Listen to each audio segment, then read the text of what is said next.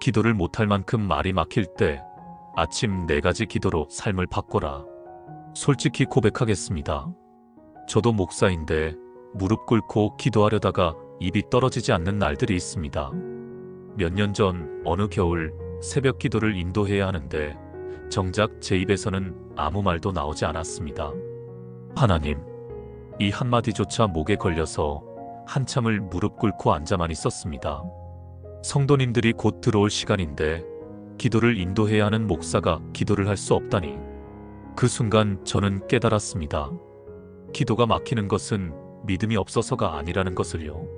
오히려 너무 많은 것을 기도하려고 해서, 너무 완벽한 기도를 드리려고 해서 정작 가장 단순한 기도조차 할 수 없게 된 것입니다. 사랑하는 성도님들, 혹시 이런 경험 있으십니까? 아침에 눈을 뜨면 기도해야 한다는 생각에 압박감이 느껴지시나요? 무릎을 꿇으면 오늘은 뭘 기도하지? 하는 고민이 먼저 드시나요? 하나님, 이후로 말이 이어지지 않아서 그냥 일어나신 적 있으시지요? 그렇다면 오늘 이 말씀이 여러분께 큰 위로가 될 것입니다. 왜냐하면 하나님은 우리의 긴 기도를 원하시는 것이 아니라 진실한 마음을 원하시기 때문입니다. 오늘 여러분과 나누고 싶은 것은 아침 4가지 기도입니다. 이 기도들은 각각 30초에서 1분이면 충분합니다. 복잡하지 않습니다. 어렵지도 않습니다. 하지만 이 단순한 기도들이 여러분의 하루를, 그리고 삶 전체를 완전히 바꿔놓을 것입니다. 저는 이 기도들을 발견한 후 새벽 기도실에서 말문이 막혔던 그 목사에서 벗어날 수 있었습니다. 그리고 지난 몇 년간 수많은 성도님들께 이 기도를 나눴고 놀라운 간증들을 들었습니다. 어떤 집사님은 20년 만에 기도의 기쁨을 되찾았다고 하셨고, 어떤 청년은 이 기도로 우울증에서 벗어났다고 고백했습니다. 오늘 여러분도 이 축복을 경험하실 것입니다. 자, 이제 시작하겠습니다. 말이 막힌 여러분의 기도를 다시 열어드리겠습니다. 많은 성도님들이 기도를 말로만 생각합니다. 기도하려면 무언가를 말해야 하고, 간구해야 하고, 고백해야 한다고 믿습니다. 그래서 입이 떨어지지 않으면 기도가 안 된다고 생각하시지요. 어느 권사님이 상담실에 오셔서 이렇게 말씀하셨습니다. 목사님, 저는 기도할 말이 없습니다. 머릿속이 텅 비어버린 것 같아요. 이게 영적인 침체인가요? 그 권사님의 눈에는 눈물이 가득했습니다. 40년을 신앙생활 하셨는데 갑자기 기도가 막혀버린 것입니다. 성경 구절. 하지만 성경은 놀라운 진리를 말씀하십니다. 너는 내 얼굴을 찾으라 하실 때에 내 마음이 주께 말하되 여호와여 내가 주의 얼굴을 찾으리이다 하였나이다. 시편 27편 8절.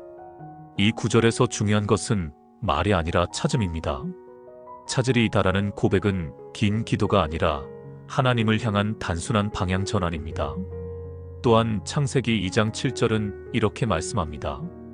여호와 하나님이 땅의 흙으로 사람을 지으시고 생기를 그 코에 불어넣으시니 사람이 생명이 되니라. 우리의 호흡 자체가 하나님께서 주신 생명입니다. 숨 쉬는 것 자체가 하나님과의 연결입니다. 구절 해석 및 배경. 시편 27편은 다윗이 대적들에게 쫓기던 시기에 쓴 시입니다. 그는 위험한 상황에서도 하나님의 얼굴을 찾았습니다. 여기서 얼굴을 찾는다는 것은 히브리어로 파님인데, 이는 단순히 보는 것이 아니라 임재 앞에 서는 것을 의미합니다. 말이 많고 적음이 중요한 것이 아니라 하나님 앞에 서 있는 그 사실이 중요한 것입니다. 창세기의 생기로와 흐는 바람, 호흡, 영을 동시에 의미합니다. 우리가 숨 쉴 때마다 하나님의 생명이 우리 안에 흐르는 것입니다. 사막의 교부들은 이것을 깊이 이해했습니다.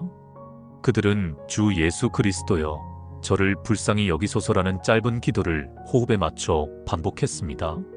숨을 들이쉴 때 주 예수 그리스도여, 숨을 내쉴 때 저를 불쌍히 여기소서. 이것이 호흡 기도의 원형입니다. 현실 적용 방법. 그렇다면 우리는 어떻게 호흡의 기도를 드릴 수 있을까요? 매우 단순합니다. 아침에 눈을 뜨면 일어나기 전에 이불 속에서 30초만 투자하세요. 눈을 감고 천천히 숨을 쉬십시오. 숨을 들이쉴 때 마음속으로 생각하세요. 하나님께서 생명을 주십니다. 숨을 내쉴 때 생각하세요. 내 모든 걱정을 내려놓습니다. 말로 하지 않아도 됩니다. 그냥 숨만 쉬세요. 천천히 의식하면서. 처음에는 3에서 4번이면 충분합니다. 이것만으로도 여러분의 마음이 하나님께로 향하게 됩니다. 핵심은 말이 아니라 방향입니다. 기도가 막혔다는 것은 말이 막힌 것이지 하나님과의 연결이 끊어진 것이 아닙니다. 호흡하는 순간 여러분은 이미 하나님의 생명 안에 있습니다. 구체적 사례, 제가 아는 한 집사님의 이야기입니다. 62세 되신 분인데 남편과의 갈등으로 몇 달째 기도가 막혀 있었습니다. 기도하려고 하면 남편에 대한 원망만 떠올라서 차라리 기도를 안 하는 게 낫다고 생각하셨대요. 그래서 저는 이 호흡 기도를 알려드렸습니다. 집사님, 아침에 눈 뜨면 아무 말도 하지 마시고 그냥 숨만 천천히 3번 쉬세요. 그게 전부입니다. 처음에는 반신반의하셨습니다. 그게 기도가 됩니까? 하지만 2주 후에 다시 오셨을 때 그 집사님의 표정이 완전히 달라져 있었습니다. 목사님, 신기한 일이 일어났어요. 호흡 기도를 하는데 갑자기 남편의 얼굴이 떠오르는 거예요. 그런데 이번에는 원망이 아니라 측은한 마음이 들었어요. 저 사람도 힘들겠구나 라는 생각이요. 그리고 자연스럽게 남편을 위한 기도가 나왔어요. 호흡 기도가 막혔던 기도의 물꼬를 튼 것입니다.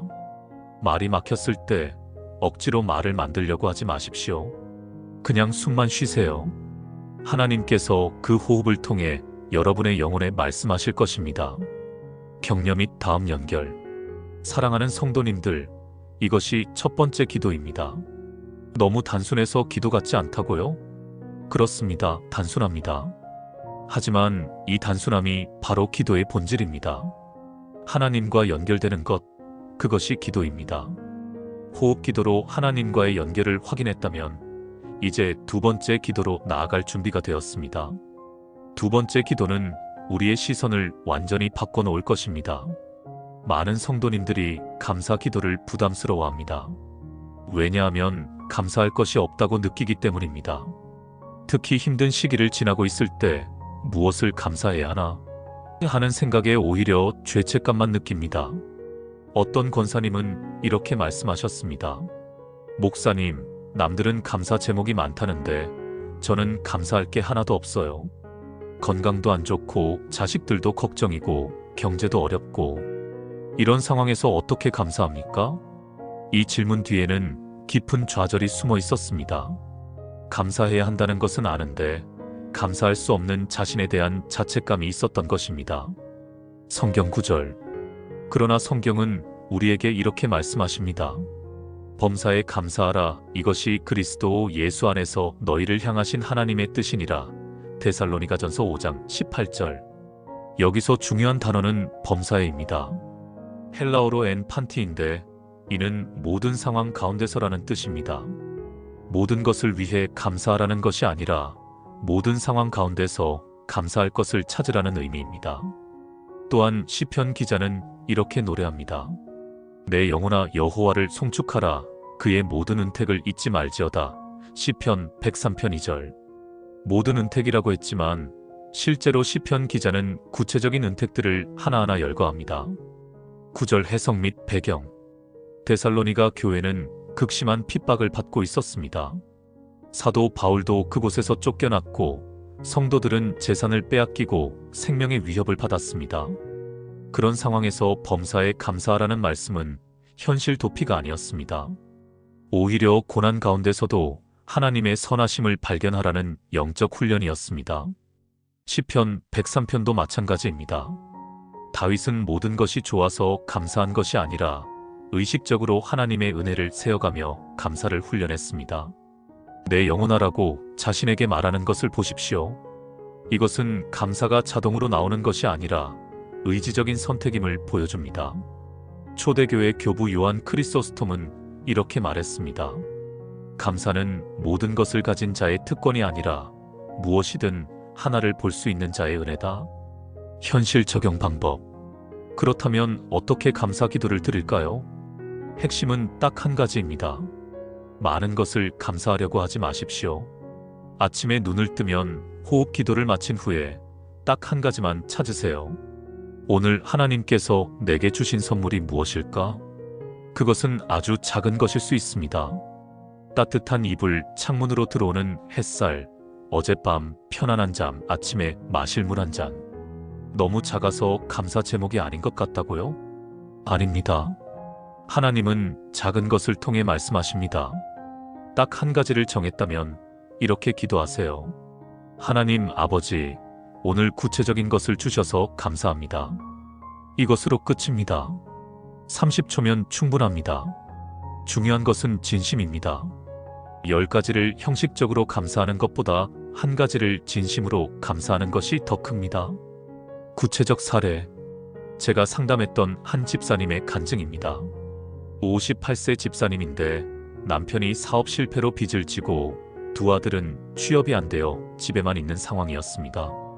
우울증으로 고생하시다가 병원 치료까지 받으셨습니다. 그분께 이 한 가지 감사 기도를 알려드렸습니다. 처음 며칠은 정말 감사할 것을 찾기 어려우셨대요. 그런데 넷째 날 아침 주방에서 물을 한 잔 마시는데 갑자기 이런 생각이 드셨답니다. 아, 우리 집에는 아직 수돗물이 나오네. 그 순간 눈물이 쏟아졌다고 합니다. 빚이 있어도 아들들이 취업이 안 되어도 아직 이 집에는 깨끗한 물이 나온다는 것. 그날 아침 기도가 이렇게 시작되었습니다. 하나님, 오늘도 깨끗한 물을 주셔서 감사합니다. 그리고 그날부터 매일 한 가지씩 감사 제목을 찾기 시작하셨습니다. 5째 날은 창문으로 보이는 나무, 6째 날은 이웃집 강아지 소리, 7째 날은 남편이 그래도 아침에 나가서 일자리를 찾으려고 노력한다는 것. 3개월 후 그 집사님은 우울증 약을 끊으셨습니다. 상황은 아직 변하지 않았지만 그분의 시선이 완전히 바뀐 것입니다. 목사님, 제가 감사할 게 없는 게 아니었어요. 제가 볼 수 없었던 거예요. 격려 및 다음 연결. 사랑하는 믿음의 가족들, 이것이 두 번째 기도입니다. 딱 한 가지만 감사하십시오. 그 한 가지가 여러분의 영적 눈을 열어줄 것입니다. 그리고 시간이 지나면 한 가지가 두 가지로, 두 가지가 세 가지로 늘어날 것입니다. 호흡 기도로 하나님과 연결되고 감사 기도로 시선이 바뀌었다면 이제 세 번째 기도로 나아갈 준비가 되었습니다. 세 번째 기도는 모든 기도의 핵심입니다. 많은 성도님들이 기도를 요청의 목록으로 생각합니다. 이것 주세요, 저것 해주세요, 이 문제 해결해주세요. 물론 간구도 기도의 중요한 부분입니다. 하지만 요청만 있고 관계가 없다면 그것은 기도가 아니라 소원 목록이 됩니다. 어떤 청년이 이렇게 고백했습니다. 목사님, 저는 하나님께 필요한 것만 요구하는 것 같아요. 취업시켜달라고, 여자친구 만나게 해달라고, 건강하게 해달라고. 제가 하나님을 자판기처럼 대하는 건 아닐까요? 이 청년의 질문은 많은 성도님들이 느끼는 죄책감입니다. 우리는 기도하면서도 우리의 기도가 진정한 교제가 아닌 것 같은 불편함을 느낍니다. 성경 구절. 그러나 성경은 가장 단순하면서도 가장 깊은 기도를 보여줍니다. 예수께서 이르시되 나는 부활이요 생명이니 나를 믿는 자는 죽어도 살겠고. 요한복음 11장 25절. 이 구절 바로 앞에서 마르다는 무엇을 했을까요? 그녀는 긴 기도를 하지 않았습니다. 주여, 만일 주께서 여기 계셨더라면 내 오라버니가 죽지 아니하였겠나이다. 요한복음 11장 21절. 마르다는 예수님의 이름을 불렀습니다. 주여. 그리고 안디옥 교회에서는 이렇게 기도했습니다. 그들이 주를 섬겨 금식할 때 성령이 이르시되. 사도행전 13장 2절. 주를 섬긴다는 것은 헬라어로 레이투르게오인데 이는 단순히 예배하는 것이 아니라 주의 임재 가운데 머무르는 것을 의미합니다. 구절 해석 및 배경. 마르다가 나사로의 죽음 앞에서 예수님을 부를 때 그녀는 긴 신학적 설명을 하지 않았습니다. 그냥 주여라고 불렀습니다. 이것이 가장 깊은 기도입니다. 왜냐하면 이 한마디 안에 그녀의 모든 신뢰, 모든 소망, 모든 사랑이 담겨 있기 때문입니다. 안디옥 교회의 금식 기도도 마찬가지입니다. 그들은 복잡한 중보기도 목록을 낭독하지 않았습니다. 그냥 주님의 이름을 부르며 그분의 임재 가운데 머물렀습니다. 그러자 성령께서 말씀하셨습니다. 사막의 영성가들은 예수 기도를 발전시켰습니다. 주 예수 그리스도 하나님의 아들이시여 이 죄인을 불쌍히 여기소서. 하지만 이 기도도 결국 핵심은 예수라는 이름입니다. 그 이름을 부르는 것 자체가 기도입니다. 현실 적용 방법. 그렇다면 어떻게 이름 부르는 기도를 드릴까요? 호흡 기도와 감사 기도를 마친 후 이제 침대에서 일어나 앉으세요. 그리고 눈을 감고 천천히 5번만 이렇게 말하세요. 예수님, 그게 전부입니다. 긴 설명도 요청도 고백도 필요 없습니다. 그냥 그 이름을 부르세요. 천천히 의식하면서 사랑하는 사람을 부르듯이 예수님, 예수님, 예수님, 예수님, 예수님. 5번이면 40초 정도 걸립니다. 이 40초 동안 여러분의 영혼이 주님께로 향합니다. 처음에는 어색할 수 있습니다. 이게 무슨 기도야? 하는 생각이 들 수도 있습니다. 하지만 계속하십시오. 그 이름 안에 모든 능력이, 모든 사랑이, 모든 구원이 있습니다. 구체적 사례. 제가 아는 한 권사님의 이야기입니다.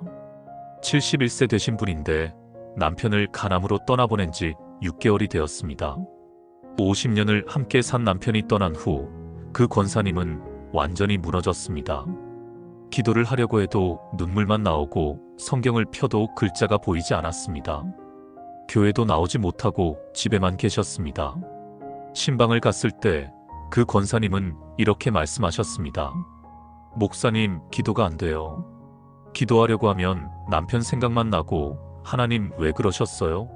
하는 원망만 나와요. 그래서 저는 이 기도를 알려드렸습니다. 권사님, 아무 말도 하지 마시고 그냥 예수님만 5번 부르세요. 그게 전부입니다. 일주일 후 신방을 갔을 때 그 권사님의 얼굴이 달라져 있었습니다. 목사님, 이상한 일이 일어났어요. 매일 아침 예수님을 부르는데 어제는 3번째 부를 때 갑자기 평안이 왔어요. 남편 생각을 안 하게 된 건 아닌데 그 슬픔 가운데 평안이 함께 있더라고요. 그래서 예수님을 계속 불렀어요. 10번도 넘게요. 3개월 후 그 권사님은 다시 교회에 나오셨습니다. 그리고 새벽 기도회에 나와서 간증하셨습니다. 저는 예수님의 이름이 이렇게 큰 능력인 줄 몰랐습니다. 그 이름을 부르는 것만으로도 위로가 되고 힘이 나고 살아갈 이유가 생깁니다. 격려 및 다음 연결. 사랑하는 하나님의 자녀들, 이것이 3번째 기도입니다. 예수님의 이름을 부르십시오. 그 이름은 단순한 호칭이 아닙니다. 그 이름 안에 구원이 있고 치유가 있고 회복이 있습니다. 말이 막힐 때 그냥 그 이름만 부르십시오. 그것으로 충분합니다. 자, 이제 마지막 4번째 기도로 나아가겠습니다. 이 기도는 여러분의 하루 전체를 변화시킬 것입니다. 많은 성도님들이 성경 읽기와 기도를 분리해서 생각합니다. 성경은 성경대로 읽고 기도는 기도대로 드립니다. 그래서 성경을 한 장 읽고 나서도 이제 기도해야지 하면서 다시 처음부터 시작합니다. 어떤 집사님은 이렇게 말씀하셨습니다. 목사님, 저는 매일 성경을 3장씩 읽습니다. 그런데 읽고 나면 기억이 안 나요. 오늘 뭘 읽었는지도 가물가물해요. 기도할 때도 말씀이 생각나지 않고요. 이것은 많은 성도님들의 고민입니다. 성경을 읽기는 하는데 그것이 기도로 연결되지 않습니다. 기도를 하기는 하는데 말씀이 떠오르지 않습니다. 성경 구절. 그러나 성경은 말씀과 기도가 하나임을 보여줍니다. 이 율법책을 내 입에서 떠나지 말게 하며 주야로 그것을 묵상하여 그 안에 기록된 대로 다 지켜 행하라. 그리하면 내 길이 평탄하게 될 것이며 내가 형통하리라. 여호수아 1장 8절. 여기서 묵상하다는 히브리어 하가인데 이는 단순히 생각하는 것이 아니라 중얼거리다, 되뇌다는 의미입니다. 또한 시편 1편 2절은 이렇게 말씀합니다. 오직 여호와의 율법을 즐거워하여 그의 율법을 주야로 묵상하는도다. 즐거워하다는 히브리어 하페츠는 기뻐하다, 갈망하다는 뜻입니다. 말씀을 의무가 아니라 기쁨으로 대하는 것입니다. 구절 해석 및 배경. 여호수아가 이 말씀을 받았을 때는 모세가 죽고 이스라엘을 이끌어야 하는 막중한 시기였습니다. 그는 두려움과 불안 가운데 있었습니다. 이때 하나님께서 주신 해결책은 복잡한 전략이 아니라 말씀 묵상이었습니다. 주야로 묵상하라는 것은 24시간 내내 성경을 읽으라는 뜻이 아닙니다. 하루 종일 한 구절을 마음에 새기고 그것을 중얼거리며 그것으로 살라는 의미입니다. 시편 1편에 복 있는 사람도 마찬가지입니다. 그는 많은 성경 지식이 있는 사람이 아니라 한 말씀을 깊이 묵상하며 그것으로 사는 사람입니다. 사막 교부 안토니오는 이렇게 말했습니다. 하루에 100구절을 읽고 잊어버리는 것보다 한 구절을 마음에 새기고 그것으로 사는 것이 더 낫다. 현실 적용 방법. 그렇다면 어떻게 말씀 기도를 드릴까요? 3가지 기도를 마친 후 이제 성경을 펴십시오. 여기서 중요한 것은 많이 읽는 것이 아니라 한 구절을 얻는 것입니다. 어디를 펼쳐도 좋습니다. 통독 계획이 있다면 그날 본문을 읽으십시오. 하지만 읽으면서 이것을 구하십시오. 오늘 내게 주시는 한 구절이 무엇입니까? 읽다가 마음에 와닿는 구절이 있으면 거기서 멈추십시오. 더 읽지 마십시오. 그 한 구절을 3번 천천히 읽으세요. 그리고 이렇게 기도하십시오. 하나님 아버지, 이 말씀으로 오늘 하루를 살게 하소서. 이것으로 끝입니다. 그 구절을 수첩에 적거나 휴대폰에 메모하세요. 그리고 하루 중에 생각날 때마다 그 구절을 떠올리십시오. 점심 먹기 전에 한 번, 일하다가 쉴 때 한 번, 저녁에 잠자리에 들기 전에 한 번. 이것이 주야로 묵상하는 것입니다. 구체적 사례.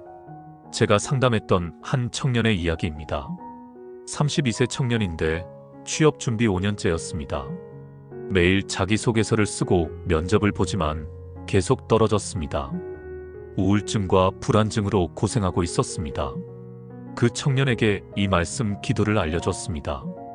첫날 그 청년이 받은 구절은 빌립보서 4장 13절이었습니다. 내게 능력 주시는 자 안에서 내가 모든 것을 할 수 있느니라.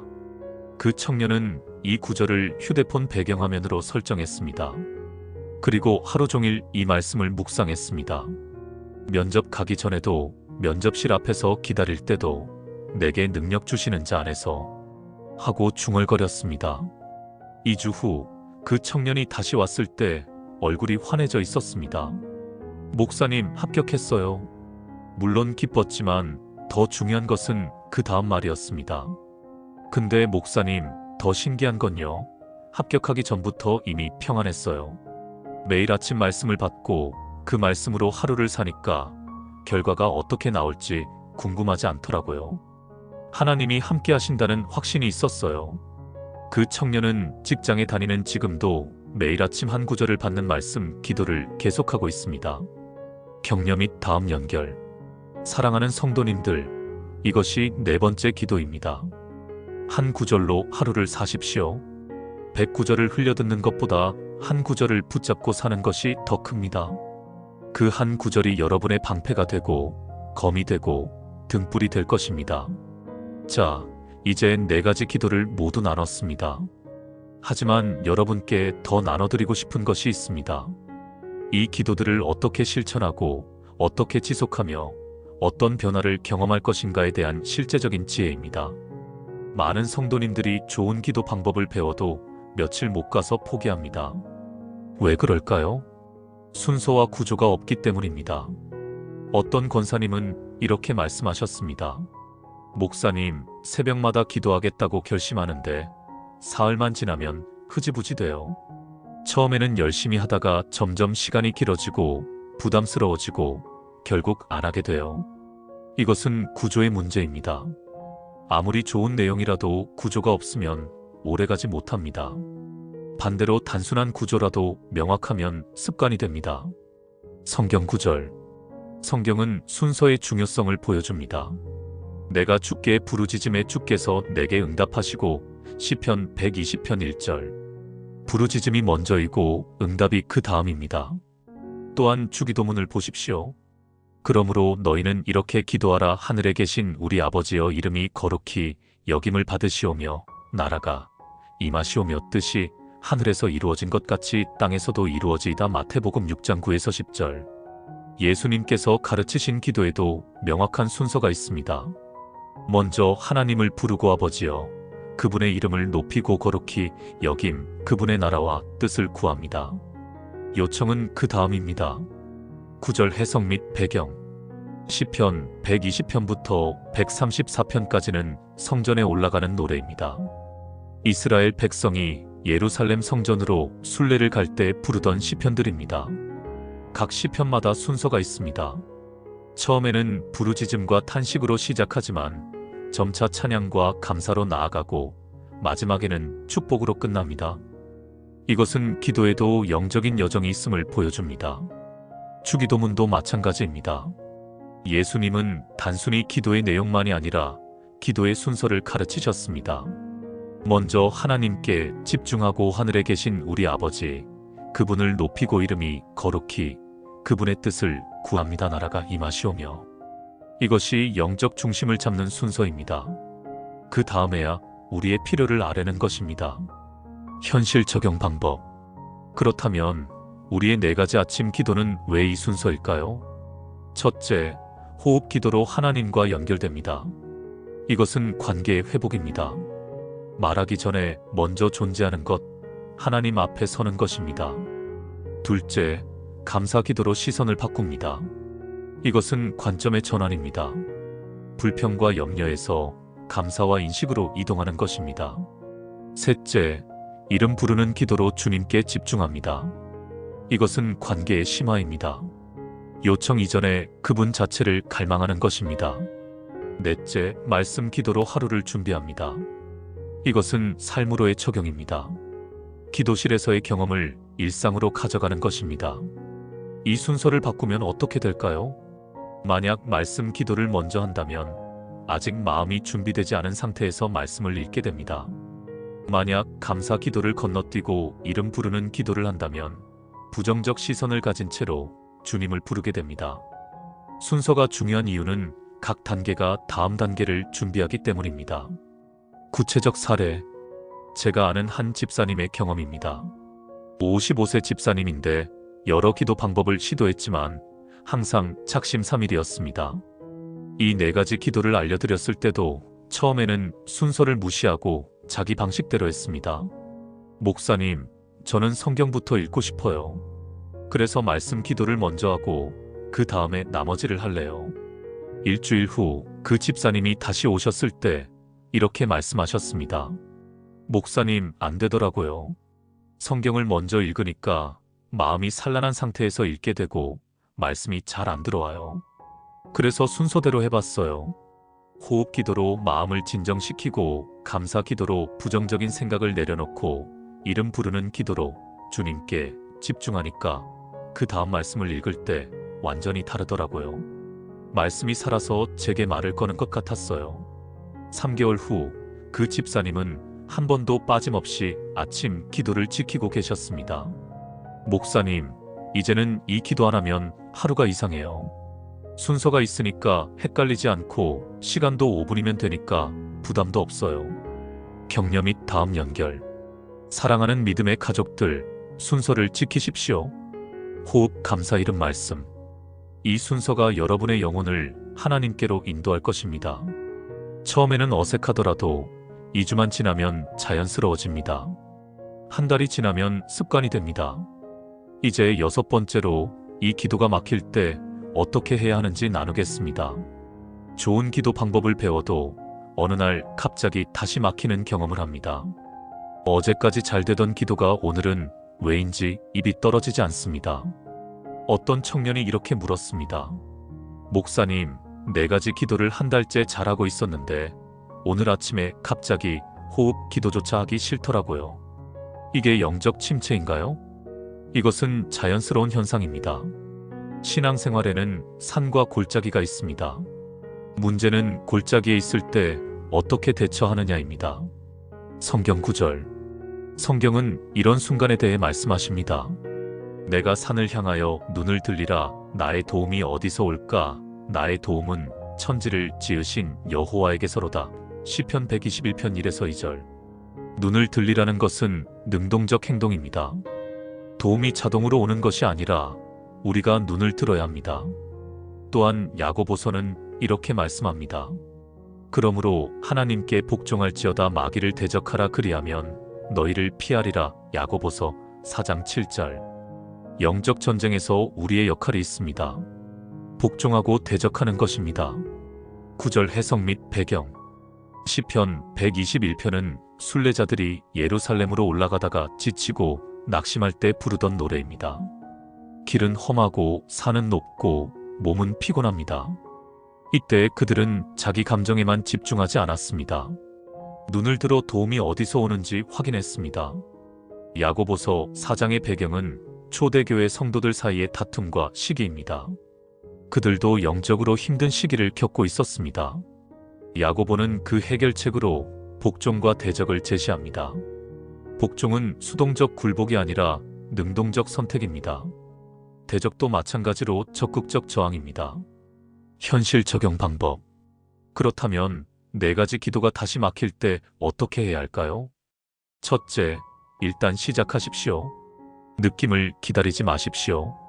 기도하고 싶은 마음이 들 때까지 기다리면 영원히 안 합니다. 그냥 무릎부터 꿇으십시오. 호흡 기도가 하기 싫어도 일단 숨부터 쉬십시오. 느낌은 행동 후에 따라옵니다. 둘째, 더 짧게 하십시오. 막힐 때는 부담을 줄이는 것이 정답입니다. 호흡 기도를 3번 대신 1번만 하세요. 감사 기도도 감사합니다 한마디면 됩니다. 이름 부르는 기도도 5번 대신 3번만 하세요. 말씀 기도도 한 절만 읽으세요. 짧아도 괜찮습니다. 안 하는 것보다 100배 낫습니다. 셋째, 솔직하게 고백하십시오. 하나님, 오늘 기도하기 싫습니다. 하지만 그래도 무릎 꿇었습니다. 이것도 훌륭한 기도입니다.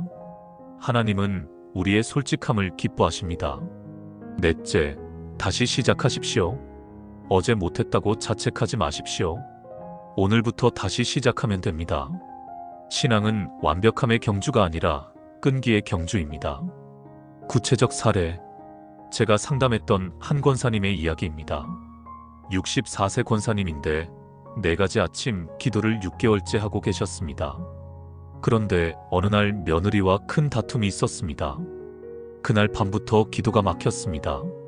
다음 날 아침 눈을 떠도 기도할 마음이 전혀 들지 않았습니다. 오늘은 그냥 쉬자는 생각이 들었습니다. 하지만 그 권사님은 이렇게 했습니다. 일단 이불을 걷어차고 일어나 무릎을 꿇었습니다. 그리고 이렇게 말했습니다. 하나님, 오늘 기도 진짜 하기 싫습니다. 며느리 생각만 나고 화만 납니다. 근데 그래도 무릎은 꿇었습니다. 그리고 호흡 기도를 딱 1번만 했습니다. 21번 깊이 쉬었습니다. 그게 전부였습니다. 일어나려는데 갑자기 눈물이 났습니다. 그리고 다시 무릎을 꿇고 이렇게 기도했습니다. 하나님, 제가 미워서가 아니라 속상해서 화가 났던 것 같습니다. 며느리도 힘들었겠지요. 용서하게 도와주세요. 막혔던 기도가 다시 열린 순간이었습니다. 일주일 후 그 권사님이 간증하셨습니다. 기도가 막힐 때 느낌을 기다리지 말고 일단 무릎부터 꿇어야 한다는 걸 배웠어요. 그리고 하나님은 짧은 기도도 솔직한 기도도 다 받으신다는 걸 알았어요. 격려 및 다음 연결. 사랑하는 하나님의 자녀들, 기도가 다시 막힐 수 있습니다. 그것은 실패가 아닙니다. 중요한 것은 다시 시작하는 것입니다. 느낌이 없어도 하기 싫어도 일단 무릎부터 꿇으십시오. 하나님은 그 한 걸음을 기다리십니다. 이제 마지막 7번째로 이 기도들이 가져올 놀라운 변화에 대해 나누겠습니다. 많은 성도님들이 기도를 의무로만 생각합니다. 해야 하니까 안 하면 불안하니까 기도합니다. 그래서 기도가 기쁨이 아니라 짐이 됩니다. 어떤 집사님이 이렇게 말씀하셨습니다. 목사님, 기도를 하면 뭐가 달라지나요? 저는 10년째 새벽 기도 나가는데 제 삶은 하나도 안 변했어요. 이 말 뒤에는 깊은 회의가 있었습니다. 기도가 정말 효과가 있나? 하지만 문제는 기도 자체가 아니라 기도의 방식이었습니다. 성경 구절. 성경은 기도가 가져오는 변화를 명확히 말씀하십니다.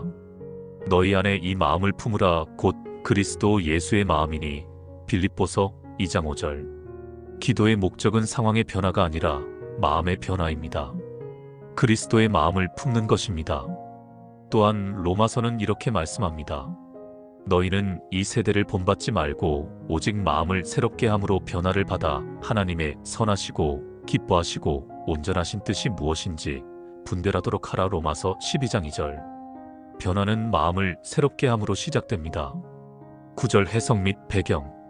빌립보서 2장은 예수님의 겸손과 섬김에 대한 장입니다. 바울은 빌립보 교회 성도들에게 서로 다투지 말고 예수님의 마음을 품으라고 권면합니다. 여기서 품으라는 헬라어 프로네오는 생각하다, 마음에 두다는 뜻입니다. 지속적인 태도의 변화를 의미합니다. 로마서 12장의 마음을 새롭게 함은 헬라어로 아나카이노시스인데 이는 계속해서 새로워지는 과정을 나타냅니다. 이례적 사건이 아니라 지속적인 변화입니다. 이것이 바로 매일 아침 기도가 필요한 이유입니다. 현실 적용 방법. 그렇다면 4가지 아침 기도는 구체적으로 어떤 변화를 가져올까요? 첫째, 불안이 평안으로 바뀝니다. 호흡 기도를 통해 하나님과 연결되면 하루를 시작하는 두려움이 사라집니다. 둘째, 불평이 감사로 바뀝니다. 감사 기도를 통해 부정적 시선이 긍정적 시선으로 전환됩니다. 셋째, 외로움이 친밀감으로 바뀝니다. 이름 부르는 기도를 통해 주님과의 관계가 깊어집니다.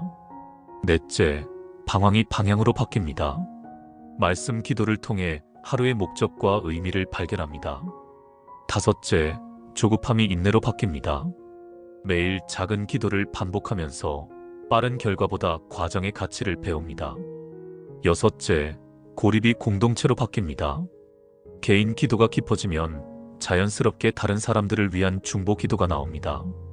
일곱째, 의무가 기쁨으로 바뀝니다. 기도가 짐이 아니라 만남이 되면 의무가 아니라 특권이 됩니다. 이 변화들은 하루아침에 일어나지 않습니다. 하지만 매일 작은 기도를 반복하면 한 달 후, 석 달 후, 1년 후 돌아보면 여러분은 완전히 다른 사람이 되어 있을 것입니다. 구체적 사례. 마지막으로 한 집사님의 1년 간증을 나누고 싶습니다. 59세 집사님인데 작년 이맘때 처음 4가지 아침 기도를 시작하셨습니다. 그때 그 집사님의 상황은 이랬습니다. 남편은 사업 실패로 우울증, 큰아들은 이혼 직전, 작은아들은 사업비 때문에 도망다니는 상황. 그 집사님도 불안장애로 약을 먹고 계셨습니다. 하루하루가 지옥 같았다고 하십니다. 하지만 4가지 기도를 시작했습니다. 처음 한 달은 기계적으로 했습니다. 느낌도 없고 변화도 없고 그냥 했습니다. 2번째 달 조금씩 달라지기 시작했습니다.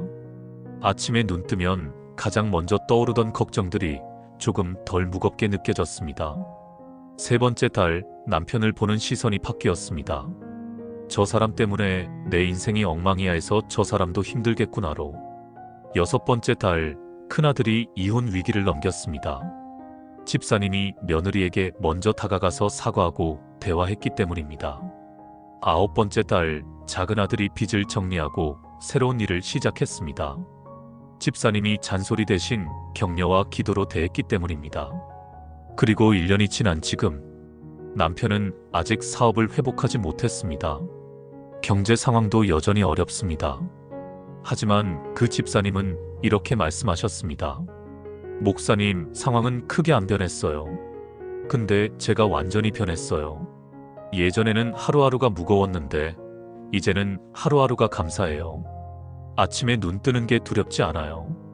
왜냐하면 4가지 기도로 하나님을 만나잖아요. 그것만으로도 하루를 살 힘이 나요. 이것이 기도가 가져오는 진짜 변화입니다. 상황이 먼저 바뀌는 게 아니라 우리가 먼저 바뀝니다. 우리가 바뀌면 우리가 보는 세상이 바뀝니다. 우리가 보는 세상이 바뀌면 우리의 반응이 바뀝니다. 우리의 반응이 바뀌면 결국 상황도 바뀝니다. 격려 및 다음 연결. 사랑하는 성도님들, 이것이 7번째, 마지막 비밀입니다.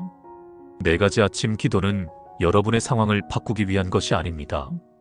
여러분 자신을 바꾸기 위한 것입니다. 여러분이 바뀌면 모든 것이 바뀝니다. 오늘부터 시작하십시오. 내일이 아니라 오늘입니다.